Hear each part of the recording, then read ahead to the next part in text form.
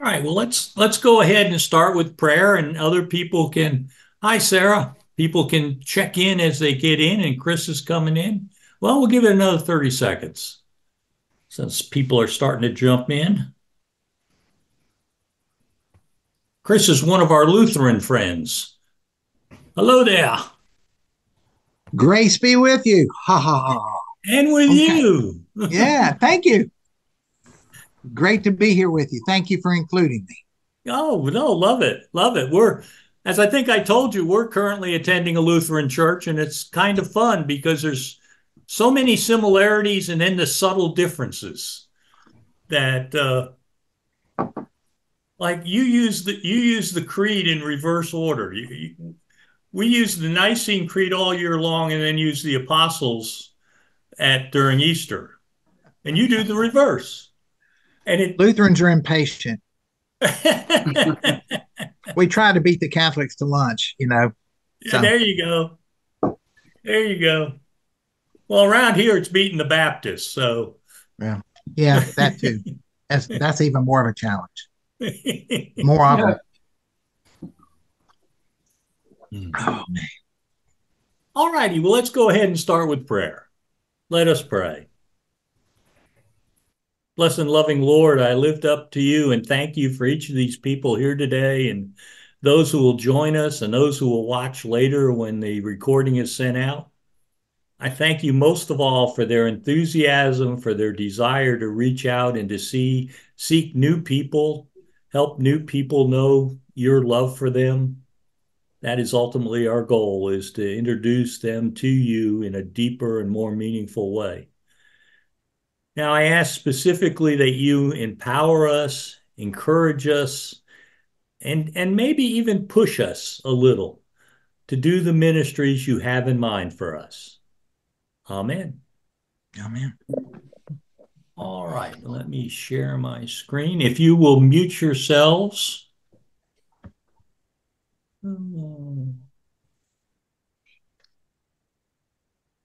Slideshow beginning and get rid of that on my screen. All righty. Well, this title, and those of you who've been with me before have seen it before, is I think what we're gonna try to work with. We have lots of people who, for lack of a better phrase, drift past our church. They have some vague connection in the sense that they drive by or whatever, and we want to make them friends with faces and names. Oh, if you haven't already, please mute your phone, computer, or whatever device you're on. I say this right at the beginning. I'm going to give you lots of possible ideas. You're not going to be able to do all of them. In fact, you're not going to be able to do most of them. It's just too much. It's much better to do one thing well rather than to do three things and do them not so well. So, most of all, I don't want you to overwhelm yourself and find you get so discouraged you just stop. That's the worst possible. And I want you to know you're never alone. I'll be here anytime you have a question. Just let me know. And if you'd like help brainstorming priorities, you look at this list and you say, "Oh, there's three or four that really look interesting." Just ask. I can be that outside voice maybe that can help you find some choice to make. And you can possibly modify events that are already planned when we talk about this. But again, if you try to jump on three new ones, that is probably one or two too many. A large church may be able to start a couple new things. Smaller church, one is all that they can handle. That's fine. That's fine. Better to do one well. Be aware of your context and resources. Don't get too excited. I want you excited, but there's a limit to that. Anyway, what can you expect today? When you leave, I hope most importantly, you'll understand what our real goals are and not the ones that maybe you were thinking about. I want you to have an understanding of what we mean by evangelism and pre-evangelism. And this is important when you're talking about putting together a team to work with you. I hope you'll have a deeper understanding of the challenges we face and the opportunity God is giving to us. Then an overview of the process I recommend. And then major part of the time, we'll actually talk about some specific ideas, some specific things you possibly can do. Next time, we're going to talk about some more ideas. We're going to focus more on social media. I'm just going to barely touch on that today. And we'll have a deep dive into blessing of the animals and a couple other events. Will it work? Is this worth your time? Well, with about 90% certainty, I can show you how to bring people to and sometimes into your doors, but it takes time. Our goals when we're reaching out to new people are not to increase attendance and budget. Jesus never said any about that. And when we focus on our average attendance, how many people are in the pews, or our budget, we're focusing on ourselves. We're not focusing on other people, which is what God wants us to do, to focus on other people. Instead, our goal is to help people grow closer to God. If we do that, if we show God's love, it's very likely our attendance and budget will improve. Now, I didn't know where to put this in here, so I'm just going to put it in at the very beginning. One of the principles that is important to understand and to think about is the language we use, because the words we use shape us. And we never have a visitor. That's really important. We only have guests. We do not greet, we host. If you can get your head around the difference between greeting a visitor and hosting a guest, you've accomplished about half of what I'm trying to talk about. Those are so important. And as part of that, we avoid or explain our jargon. And we have a lot of jargon. uh, and the question that raised by this is, do we truly want people to understand and be comfortable? Or, and I've heard these almost exact words, if they are good enough, they'll come back and they'll eventually learn. Which one would make somebody feel more comfortable? Honestly, they're not likely to come back. Another one is we try not, you'll hear me try not to use the word church. And this is important in your posts and a lot of the stuff you send out, because like it or not, church means the building or the institution. If I say I'm going to church, I'm going to the building. If I say I work for the church, I say I'm working for the institution. So I try to use spiritual home, or most often use congregation, because people want to connect with people. They don't want to connect with a building or an institution. Previously church. Now, these are a couple phrases that I use. I use previously church for people for whom church was important at some point in their life. Now, a lot of people are now calling them dones. They are done with the church. Never church people never attended on any regular basis. Now, the importance here is these two groups are very different, but we really can't approach them because we're working primarily at this level with a broad community. We're not being able to approach people one-on-one. When we get to approach them one-on-one, we approach the two groups differently. But I will focus on the never church. When I'm talking about doing things, I'm aiming at the never church, because if we do touch them, we will typically touch most previously church persons. Evangelism, a series of deep conversations about spirituality, which requires the listener to trust the speaker. I believe every human being was created by God with a desire to know God better.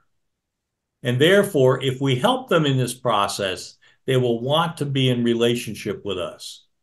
If we don't help them, there's little reason for them to connect with us or to stay with us. But if they find nothing to help them grow closer to God, they won't stay long. Pre-evangelism is what happens before that. It's what I call building the trusting relationship um, that allows the real evangelism to happen, creating the atmosphere. Too often we jump in by inviting people to worship or to a Bible study without considering the fact they don't trust us.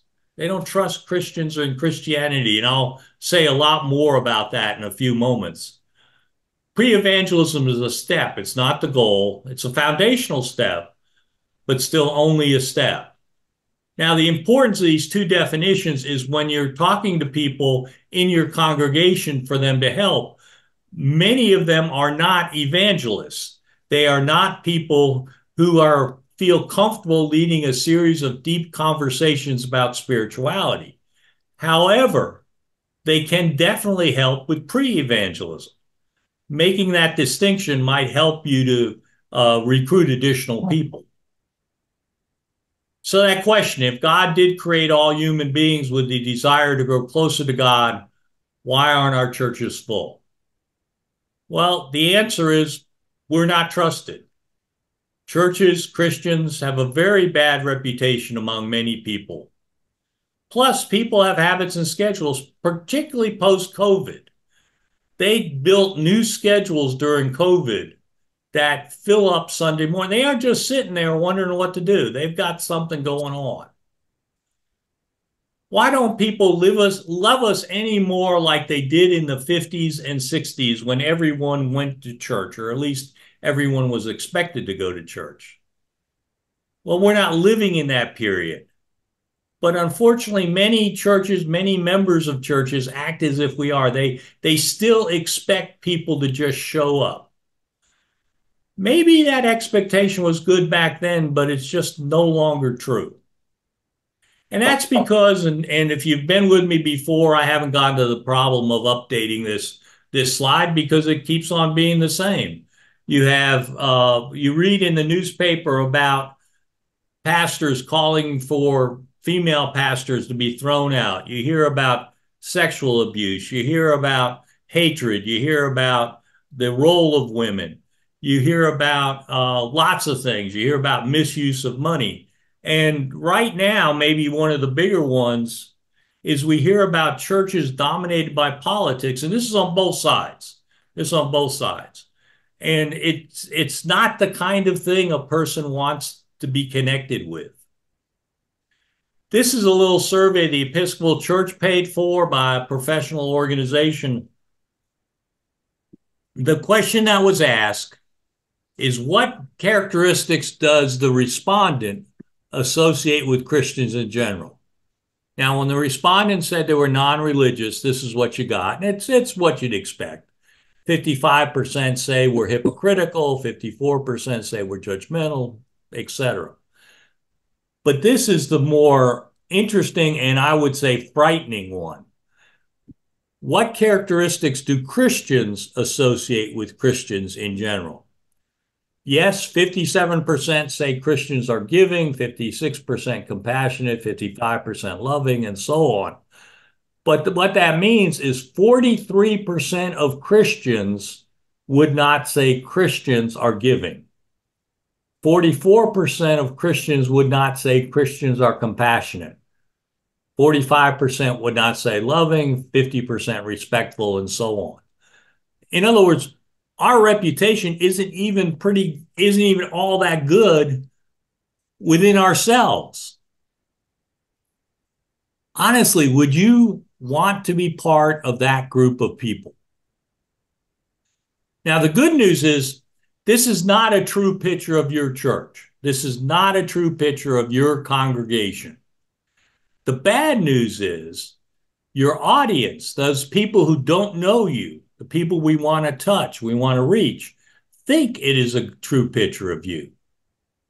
So what we have to do is, and you'll hear this word a lot, we must intrigue them enough to listen so that we can tell them and show them who we really are. So is there any potential to reach new people? With all that negativity, is there really any hope? And the answer, of course, is yes. If we're willing to make the effort to reach out, tell them about us, and take the time to build a relationship. Notice that three parts. You'll see that in the overall process I'll teach you. The good news is it's not difficult, it's not expensive, it's not particularly time consuming. It's in many ways, though, similar to rehab from a physical injury.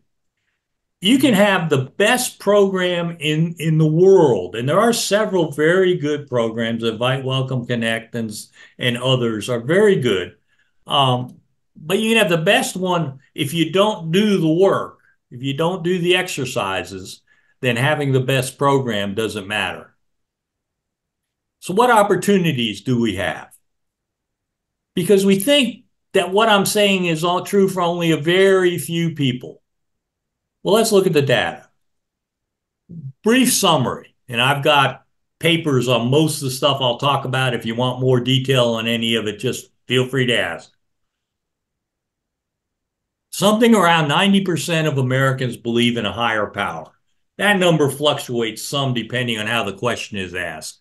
But when it's asked about a higher power, it usually ends up about 90%.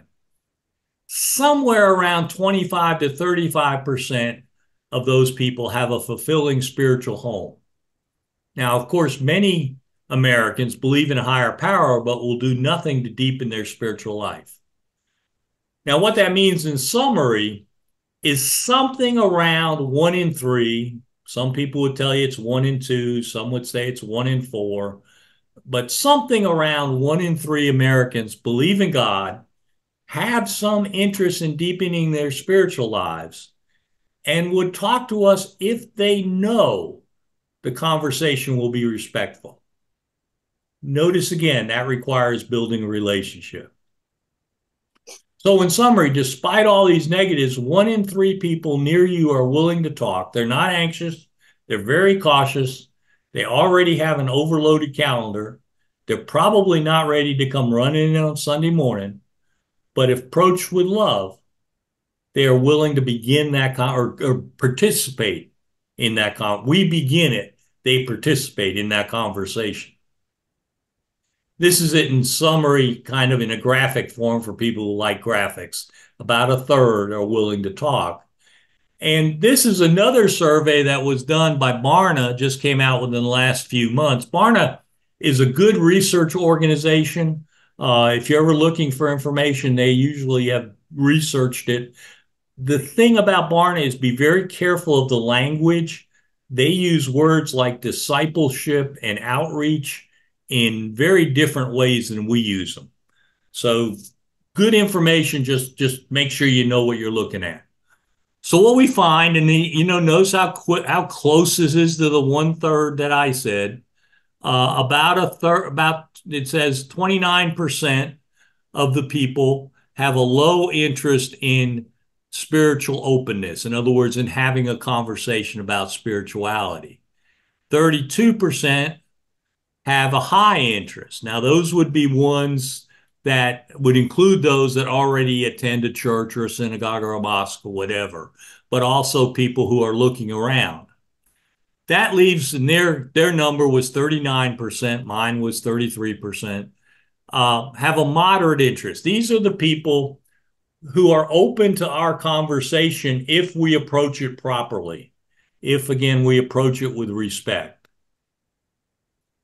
So with those numbers, what potential is there for your church? Well, lots of people, about 1/3 of the population, are willing to talk. Near your church, about a 20-minute travel time. In a rural area, it's probably more than that. You can look around your own congregation and get a pretty good feel where about 80% of the people come from. It's probably within 20 minutes. How that converts into miles depends on your area. Now, here are two sources for you can look at just to get a feel for the numbers. And if this is a problem for you, just ask me. I'll be happy to run the numbers for your church. The top one, which comes from the Nazarene Church, is actually much easier to use. It isn't quite as up to date, but it's reasonable. The one from the Episcopal Church is actually pretty hard to follow. If all you're looking for is it gives you lots of good information about other things, but just the raw number of people, it's hard to find. And I do want to acknowledge again the people I call the previously church. There's that occasional person who just comes into town or for some reason is looking around. But how many of those have shown up at your church over the last couple of years? And I think the answer is very few. So we know that, yes, they exist. Yes, we should not ignore them, but they're not going to make much of a difference when we're talking about reaching out. So how do we do it? How do we take the opportunity that this Holy Spirit is providing and reach those with such negative attitudes? I think it's a three-step stage process, and most of the researchers, most of the programs you'll see use the same basic process. There's some differences in mine, but still basically the same. And the first phase, and this is predominantly not personal.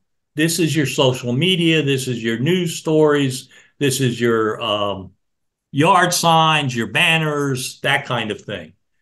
What we need to do is intrigue them enough so they want to know us. Remember, these people have 1,000 things on their mind, literally thousands of things going on through their head. We need to, and I love this phrase that one of the programs uses, we have to interrupt them enough so they pay a little bit of attention to us, so they know us, get to like us, get to trust us a little bit. And only then are they likely to interact with us. And after that, they can relate with us, which is the most important phase. It could happen quickly, but we're normally talking months, if not years. These people are reluctant, and it's going to take time. And if we give up on them, they'll give up on us. The big problem you may run into is people who expect instant results, people on your council or vestry or whatever who say, hey, we ran 2 ads and I didn't see any new person.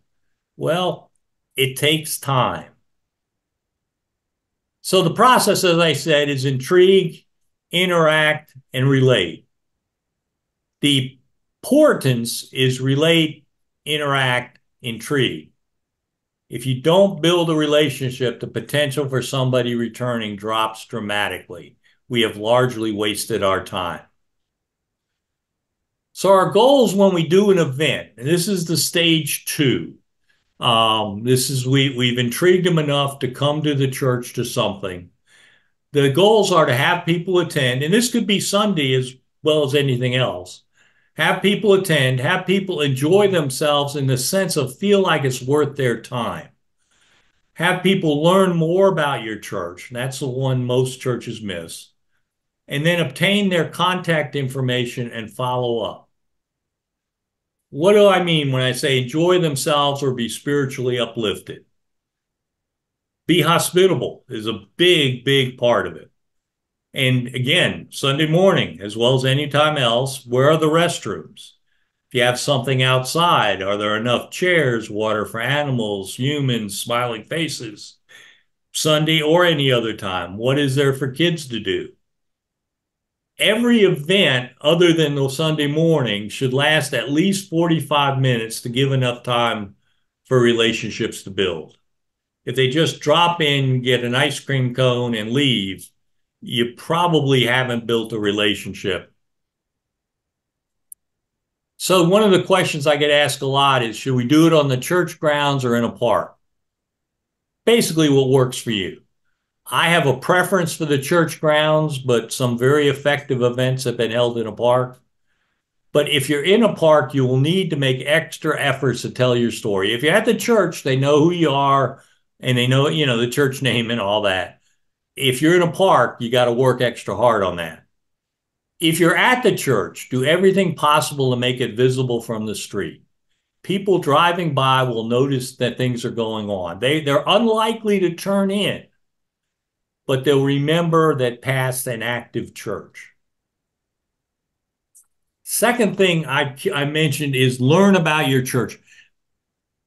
Have this question kind of at the front of your mind. What do you want them to know they did not know before. As they leave the parking lot, what do you want them to know about your church they did not know when they drove in? And you probably want to link this to some of those negative stereotypes I mentioned earlier. If you want to tell them you're concerned about others, that you're generous, maybe you show something about a food pantry.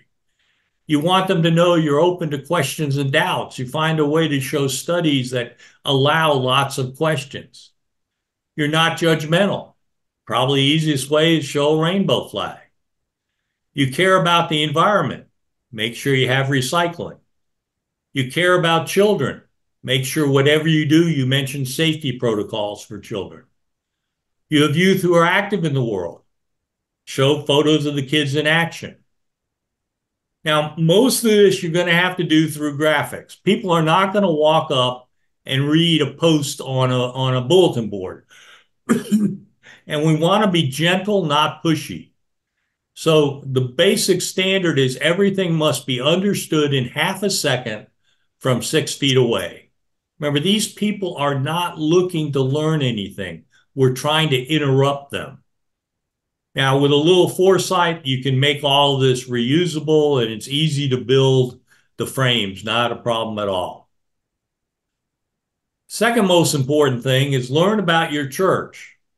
They know your worship every Sunday morning. They know you do that. Tell them what they don't know. You could use posters, and I'll show you some examples, or you might have an information table interspersed within displays, like in the middle of the yard sale area, have a table that talks about your church. But don't expect a lot of people to stop. It's the photos and that kind of thing that's going to get their attention. So this is the kind of thing I was talking about. This is a banner we did. This phrase here is one that the Lutherans use a lot. God's work, our hands, perfect, perfect phrase. And then that's the intent, is it'll grab people's attention, and then they'll start looking at the things above and below. Now, over here on the right is how it was used at a plant sale. It was the first thing people could look at as they walked in. Didn't mean they had to, but they might have. And the last thing they saw as they walked out. Then we had posters that went into more information, and you'll see that we have them behind. So we're trying to be there. We're trying to be obvious, but not pushy. We have the food pantry mentioned, and we have active youth mentioned. Notice they're high enough so people standing in front won't necessarily block them. The points made in under a second. They could be used at any event. You can have them up. We have the banner in the narthex most of the time. So people coming in for a blood drive, to vote, for some kind of meeting, whatever, they have a chance to look at it. Excuse me. The posters or photos, there's lots of people around right now that can print those and probably do them for free for you. Engineers, architects, graphic designers. Certainly the professional printers have it, but it's fairly expensive when they do it. I like free. Now, what's absolutely essential is you get their contact information. Without that, you cannot communicate, you cannot influence their decision about whether or not to connect with your church. You never can control their decision. You want to influence it, though. What you need at a minimum is a name and cell phone number, and I've got lots of material about that. Asking for too much means fewer people will respond. Now, I usually do ask, and I'll show you a form in a minute. For email address, people kind of expect that, and the zip code. But never, what church are you from? That can be insulting. Remember, we're talking about people who maybe haven't been to church in 10 years, maybe never been in church. That can be taken wrong. Names and ages of kids. Nowadays, in particular, that's creepy. If they start coming back, you can get that later to plan Sunday school. And I recommend against asking for the physical address. People are very concerned right now about privacy. They don't want somebody dropping in. Again, you can ask about that later. So how do we get their contact information? We be assertive, but never aggressive. And you'll hear me use that phrase more than once. But you also get nothing when you ask for nothing. If you've ever taken a stewardship course, you've heard a version of that phrase. You get nothing when you ask for nothing. So, event leader, and this again could be Sunday morning, it could be a yard sale. We would love to send you occasional updates about things happening around here. Please complete one of the cards you will find. To get the contact information, have the cards available wherever you can have them. Try to offer the opportunity, and again, I'll say this multiple times. Tell them what you're offering them first, and then ask them to fill out the form. Prayer stations are never inappropriate at any event. Can be a great way to connect with people. Offer them the option to write their prayers and contact information on a card, or you may pray with them immediately and then offer them the card. No matter what, always follow up acknowledging their prayer. At checkout, have cards available and offered, assertive, not aggressive. Drawings are a great way, possibly the best way to get contact information. The entry to the drawing is the contact card. Be imaginative. Baskets of goods are always attractive. You can find merchants who will donate items or services. We're going to do this at our yard sale coming up. Every 20 minutes, there's going to be a drawing for $5 off anything they buy. And we have a donor who's agreed to pay for make up the lost revenue in the yard sale. But I mean, how much is it going to be? $20 or $30. Follow up within 24 to 36 hours with anybody who leaves information. And it doesn't have to be much. And I'll show you some examples in just a minute. Thank you for being with us. Or thank you for honoring us with your prayer request. That's how I feel, is when somebody asks me to pray with them, they're honoring me. Now, be really careful as you're breaking down your yard sale or whatever. People are in a hurry. Don't lose those cards. Make sure those cards are collected. For Sunday mornings, I recommend not focusing on the Narthex guest book. Have it for people who expect it, but asking as people walk in is a little like asking them for their restaurant rating before they've seen the menu. So, and the other thing to remember is lots of people don't want to give their contact information the first time they're there. They're testing you out. They're trying to decide if they want to come back. There's a moment between the peace and the offertory, which is a great opportunity for the worship leader to request people to fill out the guest form. And I've got a little video there of me doing it one time. It takes about 33 seconds is what I timed it out as. But say new with us, not first time, because they may not fill it out, as I said. And that gives them a chance to fill it out and place it in the basket. As I mentioned, phrase it as a gift to them. The QR code should point directly to where the person needs to go, pointing it to the main page and then asking them to find another page to jump to. You'll immediately lose a third of the people who started. The easiest thing is go ahead and put together what's called a landing page, and I can give you more on this if you need it. It's a simple page on your website that has the key information so the QR code can send them there. Maybe something where you have upcoming events and then the contact information. This is the format I like, although actually I'm working on a revision of this.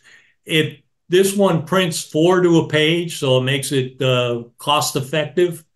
And you'll see all it asks is name, phone number, zip code, and email. On the right-hand side, and you have or will get these slides, so I'm not going to go through every point on them, is how I recommend them be produced. And there's some really important things that make a difference. I was at an event not long ago and they had a drawing, and you've all been there. There was no way I could fit my name and my phone number in the little tiny space they gave me. It's thinking like that, making it comfortable for people that matter. This is my favorite way to have the guest contact forms at a church on the sun in the church itself. This is a large church in Greensboro, North Carolina. They just put cup hooks in the back of their pews and then hook the contact card to that, and people can fill it out and put it in the basket. One of the reasons I love this is it means the contact information is available at times it normally would not be. Weddings, funerals, concerts, things like that. We're not being pushy in any sake, but if somebody's sitting there and say, I want to know more information about this church, we need to give them that opportunity. And yeah, a lot of the cards will be used to write notes by the parents or drawings by the kids, but it doesn't take getting many back to make it worth the effort. So relate. We have the contact information. How do we connect with people? And this is the most important thing you will do. You're going to have some guess, but if you don't relate to them, you've largely wasted your time. Communication should be regular, should be consistent, friendly, personal, gentle, engaging, ongoing, not just one note the first time they arrive at the church, a nice note from the pastor, and that's the end of it. And it should be short. Email is unlikely to accomplish these goals primarily because few emails are opened. Lots of research around that says about 20 to 25% of emails are opened and from nonprofits. No research on how many people read it. Texting is a little more difficult, but more likely to be effective because it's actually looked at 90+% of the time. Since it's short, most people will read it. More difficult because you do have to be short. You have to be concise. Recipient more likely to pay attention. Personal, you'll see I begin with the first name. If you have all you have is email, use it. If all you have is a physical address, use it. Use what you got, but aim for the phone number so you can text. And I won't go through all these. I've given you a couple pages of sample text we've used. This here is where don't know why that long line there, uh, is where the computer puts the first name in. So this would say, thank you, Ken, for connecting with St. Joseph's. Important first couple times to have the church name as well as their own name. And there's lots of different purposes for texting. I tried to pick a real variety. Now, some people say texting is invasive, but no more than email, at least in my opinion. And we give them multiple opportunities to opt out. Your contact card should have the option to not receive text from you. Let me go back here and show you. That circle there, that's where they can be asked not to be contacted. I like opt out, not opt in, because you just get more response. You use a paid system, which I highly recommend. They typically send a notice asking people if they want to receive text as compliance text. And the only thing about that is look at your settings, make sure how it's phrased, because you want to make sure the person receiving it knows it's from you and not some random company or something. And then every text has to have the stop option. But the bottom line is don't worry about those who don't want to hear from you. If you politely ask to send information, they are likely to come back anyway. It's just not likely to happen. So quit worrying about them. Now I have an offer for you, and that's because I am really committed to you being successful. And that my offer is I will work with you on texting and I will pay the charges for at least the next 12 months. I want you to be successful. Let me know this is something that sounds good to you. As I said, no cost to you. Do need somebody that works with us. I said this before. Uh, we want to be assertive, never aggressive. and that we should say our offer first, then the request. So one of the questions I get is how do I know if it's working? Well, I think a good evaluation of our efforts is, are they still connected to the church a year after the first interaction? Not everyone, not even 90% of them probably. But do we have some that are still connected to the church a year after their first interaction? Because otherwise, I mean, normally they wouldn't be. And so we've accomplished something. And so, how many of the 2022 guests are active today? 2022 Christmas Eve guests are active today. So that's what, 16 months ago.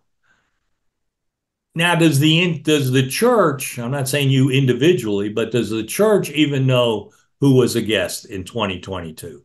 And my guess is unlikely. You knew there were a lot of people there you didn't recognize, but you didn't get any contact information. That's the story more often than not. And the reason I'm saying connected is typically less than 10% of first-time Sunday guests will be connected to church 1 year later, and most of them will be the previously churched, the ones I talked about that um, just moved into town or whatever. And there just aren't that many of them. And that the reason for this is we ghosted them. We didn't build a relationship. And we don't know how many have become active after they did something simple like buying a cookbook or attended an event like Blessing of the Animals, but we never got their contact information. There's no research on that, but I would bet it's under 1%. Many times we do hear people check out their service online before deciding to attend. We need to connect with them, and I'm going to give you some ideas about that in just a second. So how do we intrigue them? How do we interrupt their lives enough to be able to get to like us, know us, trust us so they'll attend an event? Promotion. Um, some people hate the thought the church needs to do it, but we do because we have to change those bad impressions people have us. People won't come because you wish and hope, or only wish and hope, or even only pray. I'm a firm believer God will help us, but God also wants us to do our part. Social media is the best single option for an effort as far as reaching people. Um, then when we want to reach out to people, social media will get us more contacts. And there's a simple tutorial I have there on how to turn an ad into a boost. If you had I'm sorry, how to turn a post into an ad by boosting it. I got my words all confused there.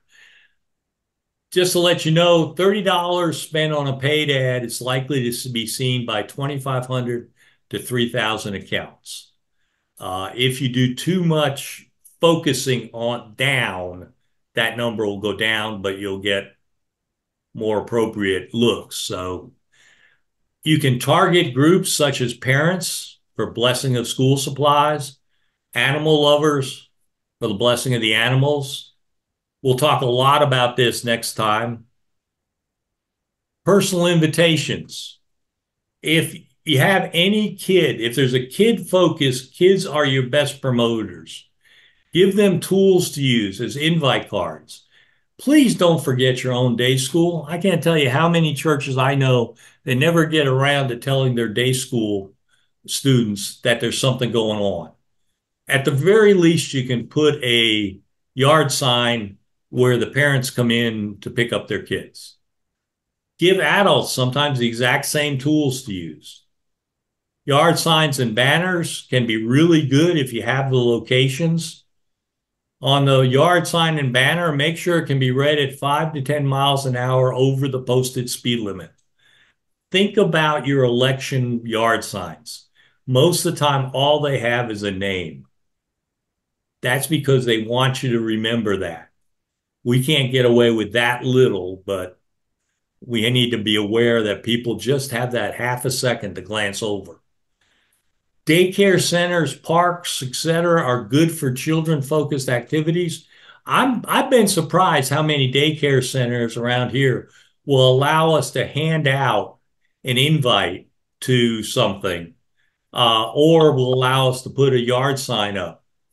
It doesn't help a whole lot to just leave a bunch of them inside because very few parents go inside. And this is what I meant. This is one we used. We used it first of all as a post. We then boosted it and used it as an ad. We then printed it and used it, excuse me, we used it and gave it to the kids and adults, asking them to invite friends. We didn't have to do it 3 times. We just used the same graphic and used it each time. Got pretty good turnout 2 years ago. We've been weathered out last couple times. If you have the right event, you might have a sponsor for your event, an ice cream store, and I'm going to talk about other cases in just a minute. Nextdoor.com can be good. Members posting is important, and they need to phrase it as a personal announcement and not an ad. I am so looking forward to type of thing. Postal customer, the everyday direct mail. This is the postal patron mailings you all get in your mailboxes. You produce the mailing, and they deliver within the area you chose. It varies all over the place depending on the size. The printing cost varies, not the postal cost. 50 to 80% for each household, including the printing, is probably a reasonable range that you'll fall into. Media. You can get media coverage. I've got a model press release principles that people have used and gotten media coverage. Remember, the editor who will decide if this is covered is your number one audience. And, I'll submit 7 or 8. That means 3 or 4 for each event. Before I get one covered. So don't give up. Don't say, oh, I sent one in and nobody covered it. It may take months before you get it, but you have to find something they're interested in. The fact you're having a Sunday service is not of interest to the general population. Local weeklies can be your best option, but don't ignore TV, especially in small to medium markets. New York City, Washington, D.C., Atlanta, San Francisco, you're probably not going to get TV. But in small to medium markets, they look for things to do that are local. Radio is a possibility, though you have to check and make sure there's stations you want your name associated with. Don't ignore daily papers. Daily papers are trying to figure out what their market is, and some of them are moving to more local news, not less. Look for ways to tell your story. Bob Jones delivers the 100th bag of groceries, the 1,000th bag of groceries, excuse me. It's personal, it's exciting, it's something specific. I already said something about nextdoor.com. We'll talk a lot about promotion next time. This is just an example. Shrove Tuesday, look at the amount of coverage they got in newspaper. This is a church that at the time was averaging 8 people on Sunday. 8. They took what I sent them out as principles. They rewrote the press release. They were doing waffles, not pancakes, but made other changes and got a major, and they actually got 2. They got photos of the event. The newspaper sent somebody and took photos of the event. So you can get coverage. Another thing to do to intrigue people are videos and memes. You can do your own slideshow, which is easier than video. What is communion, for example? And I've got an instructional outline. I hope within a week I'll send you an example of that. A church is working on one that looks like it's going to turn out really well. Introducing our clergy. Again, I've got an outline. You don't want to do it, in my opinion, the way most do it. Feeding the hungry, kids serving, come up with things, like I say, use those objections. Go to TriTank. There's the link on YouTube. They've got some great videos. What is the Episcopal Church? We send that out, every 6 months or so to our entire texting list. because we got people there who don't know what the Episcopal Church is. And people who've been Episcopalians all their life learn something. What is prayer? What is sin? The Episcopal Church memes is a great place to get posts. Avoid insider jokes about incense or the clothes the bishop wears. The non-church person doesn't understand the joke. Aim to correct those negative impressions. And there's some great memes. If you have any questions, I'd be happy to send you some examples. I mentioned Facebook, Zoom, YouTube. That a lot of churches stream their services on this. Most churches who stream their services ghost their guests, which is bad. Now, some will react if there is a comment, if somebody pushes a comment on the stream service, and that's fine, that's great. But there's more extensive ways you can do it that are very, very easy. And this is the kind of thing I mean. The fonts on the ones I'm about to show you aren't great, but it just takes a moment to create them, so it'd be easy enough to go back and correct these. I just threw them together for the presentations and never got around to updating them. This first one is the one about we'd love to stay in touch with you. You have a QR code they can go to, or text your first name to. It gives them that option. Then we have one about asking for donations. We have one about if you're here physically, you can receive communion at God's table. Lots of people aren't sure about that. Now notice this can run during communion. There's nothing really happening on the screen at certain parts of our service. So you can run these posts, these banners very easily. The one about supporting certainly could run during offertory. The one about keeping in touch could run during offertory.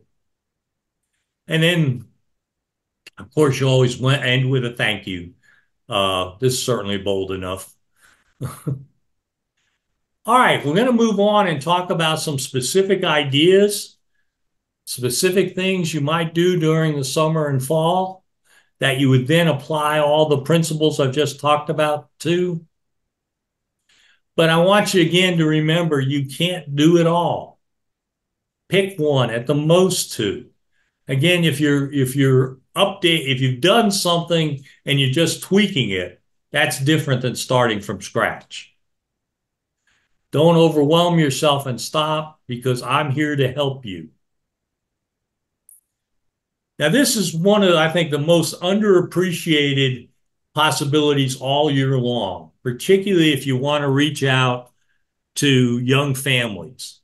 We do the blessing, lots of churches do the blessing of backpacks. It's for their own kids. They may announce it, but nobody else comes. It's literally 2 minutes during the worship service. Well, we're going to expand that. We're going to expand that to include everything school related. If you want guests, don't do it on a Sunday morning. Very few people will come to the Sunday morning. Late Sunday afternoon, weekday early evening are good options. You're going to hear me say a number of times the keyboard and two strong voices are enough for a couple simple songs if you're doing it, like I say, on a Sunday outside. You need to have other things happening so you have that time to build relationships. And I'm going to actually give you a list of possible things to have. Back to the kids being your best people to invite their friends. Give kids cards, little handout cards. Do not put them on normal weight paper. Put them on heavyweight, index weight paper. If you put them on normal weight paper, they're going to get scrunched up and shoved in the pocket and come out during the laundry. You want to be on heavyweight paper so there's a possibility they'll remember to give them to their kids. And, you can do something like, if you're going to have ice cream, have the kid your child who invited them and the kid invited get to the front of the line for ice cream. Make that an incentive. Invite school personnel, everybody from the principal to the custodian, and then bless them. Don't ignore homeschoolers. This is a great community to build a connection with. Invite your day school again. Yard signs, hand out invitations at daycare centers. And I have some liturgical resources if you need them for what to do in the actual blessing. Second, meet your neighbor. This is good in an area where many people don't know each other. This is a time you might want to use that postal system, every door direct mail. Um, do more than once if possible, second Wednesday in July, August, and September, for example. Again, you want to do it around something like a hot dog dinner, ice cream social, something along those lines. You could just do dessert and coffee. Get local merchants to give away gifts so they get better known, and then you can use those to create drawings so you can get the contact information. You might want to include a meet each other activity. If you have a fairly small area, a few minutes of grouping by street or subdivision, or maybe you group by parents and non-parents. Maybe you group in some other way. Just a few minutes where people exchange names so they leave there knowing somebody they didn't know walking in. Nothing overtly religious is needed. Now, for who I am, I would wear my collar to identify me, but also wear informal shorts. So I have kind of a mixed message there. Authenticity matters. Prayer book works at any event, but don't make it too pushy. Name tags are good, but whenever possible, make them large. You want to read them from 6 feet away. Those little tiny name tags where you got to lean forward to read them are virtually useless.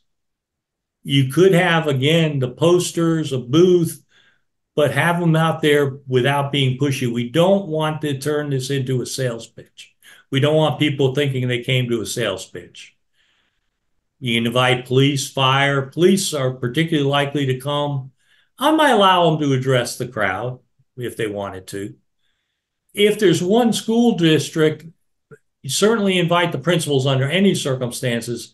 But if there's one school district, you can maybe ask them to say a word or two or introduce them so people can come up and meet them.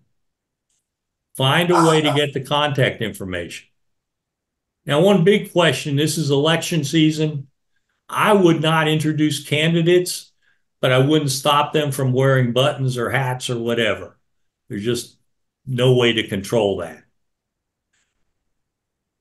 Community events. This means something that the community is putting on that you have the opportunity to participate in.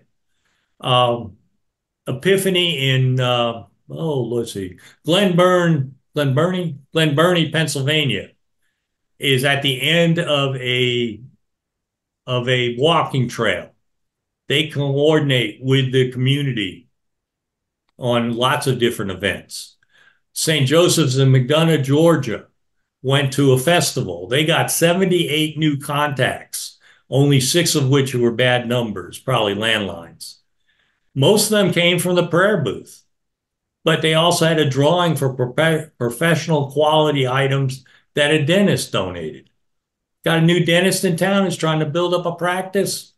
New doctors in town trying to build up a practice. Hit them up. A thank you text was sent to everyone that came to their booth. Find a fun reason for people to stop by. Water, handing out water in the middle of summer is always a good one.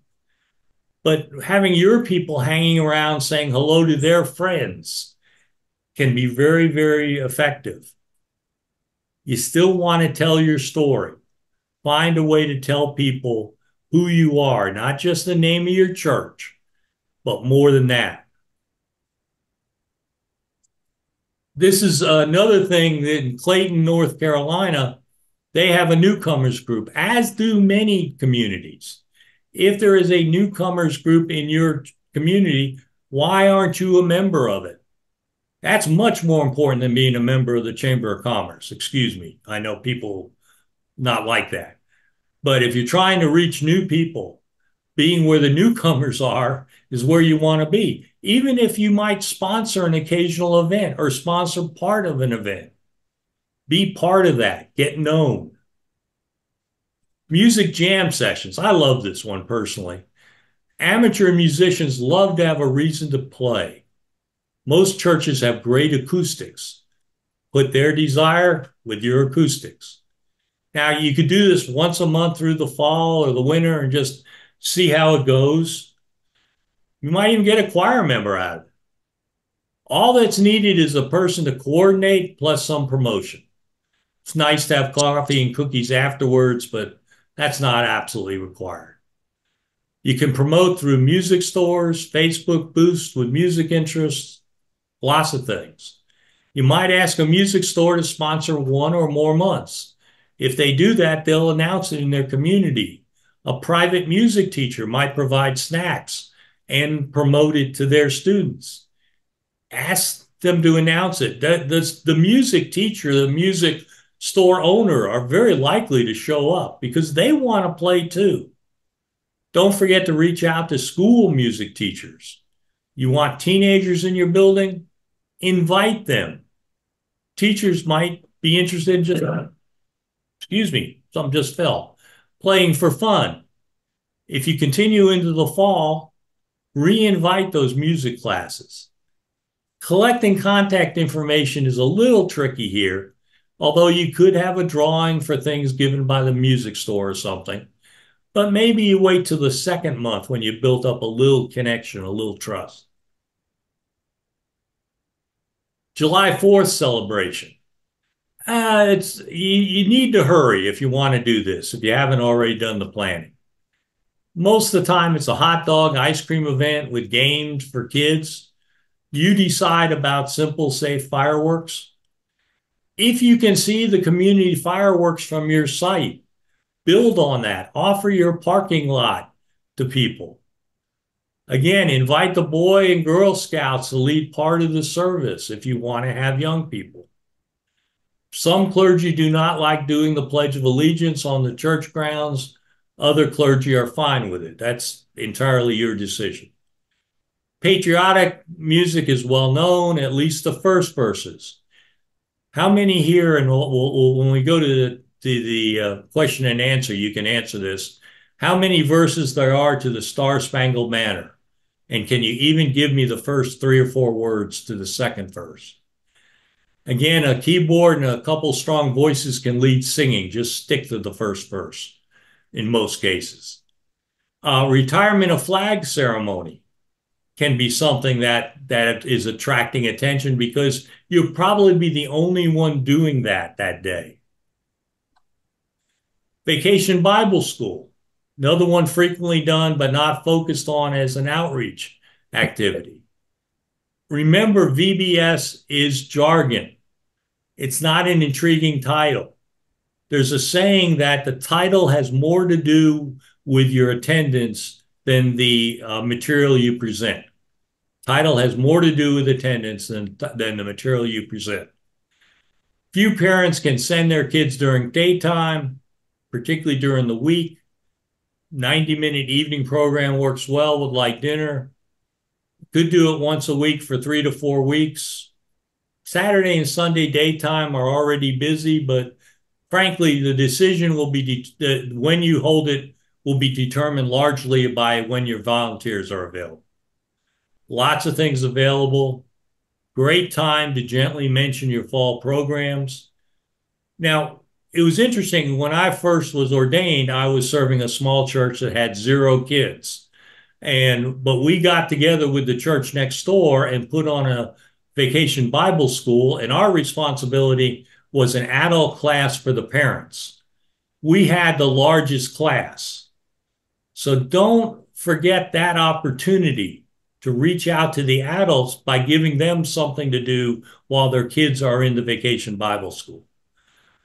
Probably by the second class, if you do multiple classes, you can offer the contact cards. Always, though, have things, the posters or whatever up to say something about your church. Ice cream social or variations of it. And I mentioned this as part of other activities, but you could do just this. But you have to, again, have things happening. Good time to invite local merchants to donate items to give away. And then you get the contact information through a drawing. You might get the ice cream donated by an ice cream store. Nice if you can do it once a month through summer and into the fall. You might send this as, hey, parents, have a night to relax. Not telling the parents to leave the property, but telling them they don't have to worry about their kids for a couple hours. We'll keep them busy, or 45 minutes. If you want to follow a church, St. Paul's Episcopal Church in St. Louis, South St. Louis, they do all kinds of fascinating things. Go on, like their page, and you'll see all kinds of good ideas. I wanted to take the moment to back up. I'm just calling this intermission. Remember, the goal for most of these is not to be religious. In other words, it's not evangelism, but to bring new people close enough so we can tell them about ourselves, tell our story, get their information, and begin building a relationship. The fact that ice cream has nothing to do directly with church does not matter because it's about making friends. It's not about teaching religion. And you will probably get at least one person who objects to some of these because there's not enough religion involved. All you can say is, you're right, there's not. But that comes second. True evangelism comes later. All right, bike rodeo. You probably have members who've done this as a youth. Excuse me. Um, Police might set it up as a safety event. They're likely to attend even if they're not taking the lead. YouTube has plenty of ideas about how to set it up. Promote at the bike shops. Ask for donations for prizes. Get prizes from other merchants too. And then use drawings to get contact information. Facebook boosts, you could target parents, but probably have adult and youth groups and child groups both. This is a good opportunity to reach out to media because these aren't done all that often anymore. So you would be an unusual event, which is what media wants to know about, something that's unusual. Weeknight worship.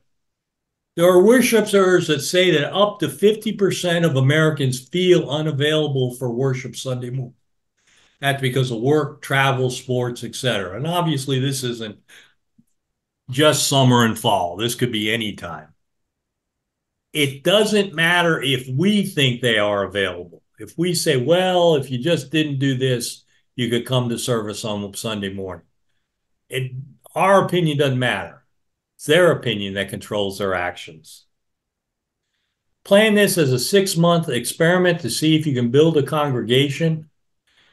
This is most likely going to draw previously churched than never churched, but that's not bad. There's a lot of previously churched out there that are looking for an opportunity. They're just not quite ready to come on Sunday morning. Most importantly, I'm talking about a full service and not some half-hearted effort, which means you need cooperation from the lectors, the altar guild, and musicians, although again, you don't need a full choir or anything. For ease, you can use last week's lessons, sermon, and music, or have a music theme and invite the youth or other groups. You could have a country music night or a bluegrass night. Promote throughout the community. When Sunday sports are active, and we were talking about this actually before a lot of people signed on, you can use yard signs at the fields. Cannot worship on Sunday? Join us Thursday at 6 p.m. Maybe invited food trucks so people can pick up dinner. The well-established food trucks will ask for a minimum payment. Some of the newer ones might show up just to get their name out there. Announce kids welcome. I feel one of the things we miss, and I almost made this a separate category, our healing service is one of the best things we offer as an effort to reach out to people. And by our, I mean Lutheran, Episcopal, Presbyterian. They're all fairly similar. You have to explain it. You have to make it clear it's not what they maybe have seen on TV, but this would be a great thing to offer as part of a weeknight service. And finally, you can do some serious stuff. Now, this could be separate, but it could be possibly the adult program at the VBS. Think about questions people have about churches. Go back to that list of misimpressions people have. Does the church care about environment? Racial reconciliation. For young adults, the two biggest issues over and over and over again are the environment and racial reconciliation. The economy gets in there as number one, two, or three, but among the top three is almost always the environment and racial reconciliation. Maybe you do something where you offer once a week or once a month major questions. You might do this at a coffee house or a tavern. Think about the questions people have about churches, trans people and Christianity, LGBTQ plus, abortion.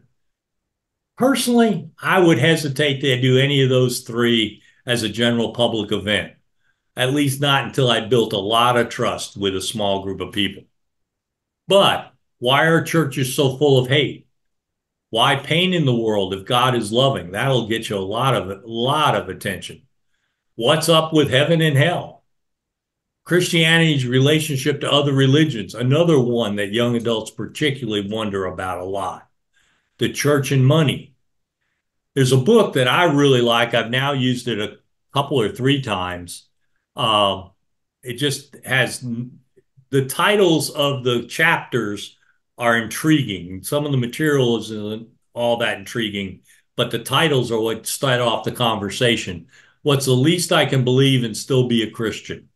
It's wonderfully set up to do one of these ongoing conversations. We had last time we did it, we had a hard time not doing every chapter because somebody was interested in every single chapter. So the overall process to reach out to new people is that you will not do everything. Again, I've said this now, what's this, the third time or fourth time?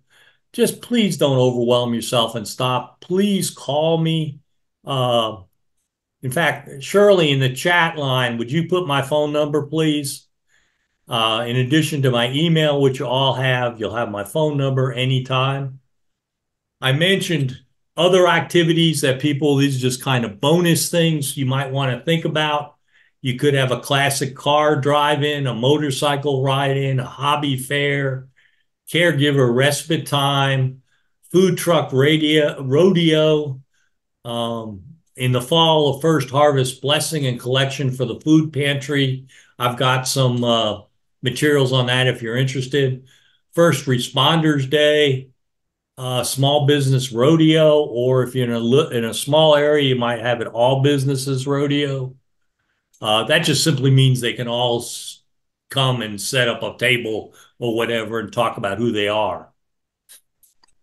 This is one that was run near us, a classic car cruise-in. Finally, some secondary activity ideas. I said we need to go on about 45 minutes.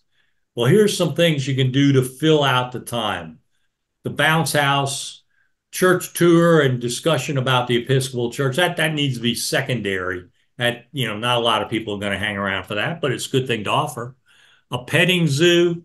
I know St. Thomas in Sanford had a petting zoo during their Blessing of the Animals, which was a big hit.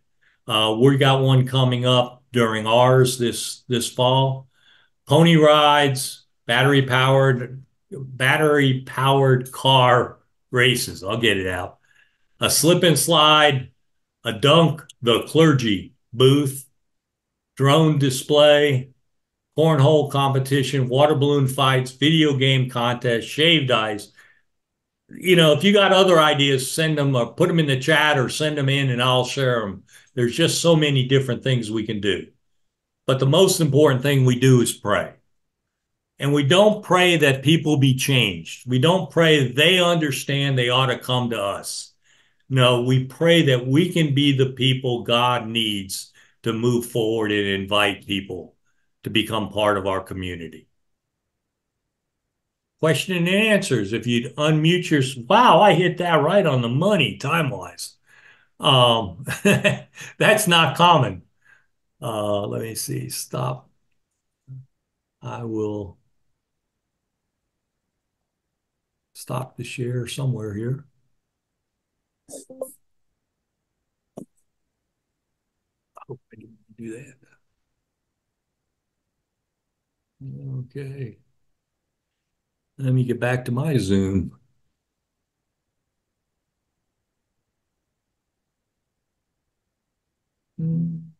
Expand that. Well, I don't know why it won't go back. Anyway, anybody have any questions while I'm fiddling with my screen? Any questions, comments, additions, subtractions, whatever? Ken, this is Barb. This is Barbara. We've thought a couple different times about doing a weeknight service, but it's like, how do you pick which weeknight to do, right? I mean, you got 5 choices, right? So it's like, I don't know if there's been any, if people have had particular success with one day or another, but any advice there? The few I've heard about are on Thursday night, but I don't know any research on that. Wednesday night, of course, you don't want to do. Just even if you don't have something, other people have something going on. But Thursday night seems to be a good night to do. But as you say, there's no magic. Yeah, I was in New Orleans before I came here to South Carolina, and we had a jazz service on Saturday night before, and it was a short service. We did the whole thing about in about 45 minutes, including sermon and communion, and then we had it's New Orleans. We had beer and wine and heavy hors d'oeuvres afterwards, and it was great. It was a great success. It outlived me there, and so we're starting that here in Greenwood, South Carolina, but we're not doing it at the church. We're meeting at a local tavern. They have a big meeting room, so we're going to have a jazz service, and people can have their food and drink there. And we're just going to see how that works. We're doing it on Tuesday nights because that's the night that worked for the musicians and the tavern. So that's when we're going to do it, and it still meets that need for people who aren't who work on weekends or are away. It'll be interesting to see if that becomes the entry door to Sunday morning for anybody. Yeah. It'll be fascinating to watch. I meant to mention, Shirley, what's the name of the cards we get from the Lutheran? The gift cards. Oh. Thrivent. Thrivent. If I don't know if we got any other Lutherans on here. If you're not using your Thrivent cards, you're really missing the boat.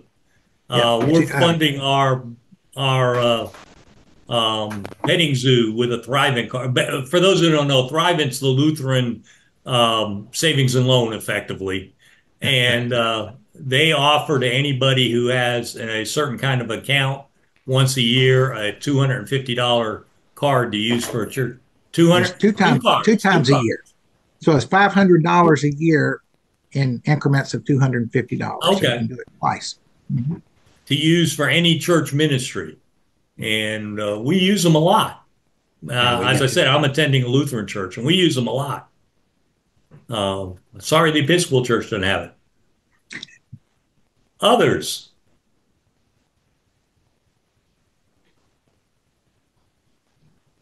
And I really appreciate all the different ideas, and I'm looking forward to having further conversation. It's fun. I would say if we're going to do anything that's going to reach the community, if we're not having fun doing it, we're not going to attract new people. Good thing to say. So Yep. find something that you'll enjoy and your people will enjoy doing, and it will be more successful than if you have people doing it out of duty, obligation, or need. Yep. Um, Yep. Yep. Absolutely. And you mentioned the jazz. There's a church in Chicago, an Episcopal church. Two Saints is their website address. And they do a once a month jazz service on Friday night, which is really good. And it's online. Um, but, a lot of people, and a couple things I didn't put in because they're just running out of time, but beer and hymns can be a that, big, was a big thing. Beer and hymns. You're at a tavern, you're singing hymns, and you get a little information out about the church. Um, and the theology singing by gets the worse, pint. but the attitude gets better. Yeah, theology by the pint is one that a church here in Eden, in North Carolina, is doing. Once a month, they pick one of these big questions and they meet at a tavern and it's interesting. We did that for a while, and it was surprising how many people would drift by and see what we were doing, but wouldn't actually stop. You know, over time, uh, you wonder if they got anything out of it. Others, It's funny that you mentioned the taverns because the location of our church there for the across the street and the block next to that, we have lots of small taverns. And so it's like I just wrote down, is there a way we can take advantage of that connection, somehow use them? Because we have a lot of musicians. So maybe there's a way to tap into that. and I'm always aware that we have some AA members in the congregation, so you got to kind of try to do a little bit of a balance. Try to Yeah. do a little bit of a balance. The church I was at, I actually outlawed alcohol on the premises because it had gotten out of control. And we, quote, fortunately had a very dangerous driveway. So I just use that as an excuse. But the real reason is it gotten out of control. Um, Having a bunch of drunkards walking around the church parking lot is just not a good sign. So I just said no. Well, luckily, in my experience with the jazz service, um, people didn't overindulge. It was Mhm. more about connecting and and actually walking into a church that would let you have a stand in the narthex and have a beer and Mhm. talk, and have tables to sit around and just talk about whatever. It was, uh, we didn't, and this is New Orleans where overindulgence is a lifestyle. And, uh, and we never in 3 years had that issue. Not even with the Well, musicians. Wow. yeah. Well, musicians can be the hardest ones to work with. I say that since my Yeah, wife is one. remember you live here. Oh, hmm. Thank you. I have to go. Thank you, Yeah. folks. Uh, Ken, I look forward to continuing this conversation. Nice to meet all of you. Thanks for letting a Lutheran in your midst. You're more than welcome. Anytime. Well, I don't want to keep anybody